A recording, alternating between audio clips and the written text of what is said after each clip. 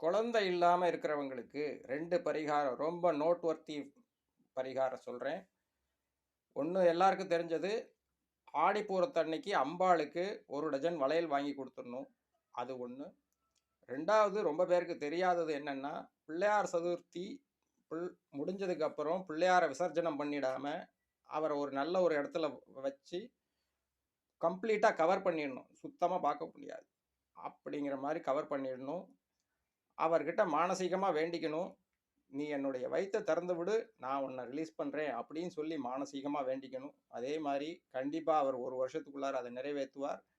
அது முடிஞ்சதுக்கப்புறம் அவருக்கு வேண்டிய ஆராதனைகள பண்ணிட்டு, அவர கொண்டு போய் விசர்ஜனம் பண்ணிர்றது. இது 2, 3 கேஸஸ்ல நல்லா வொர்க் அவுட் ஆன ஒரு விஷயம். இந்த 2 பரிகாரத்தையும் பண்ணுங்கோ. உங்க வீட்லயும் ஒரு குவா குவா நடக்கும். அப்படிங்கிறத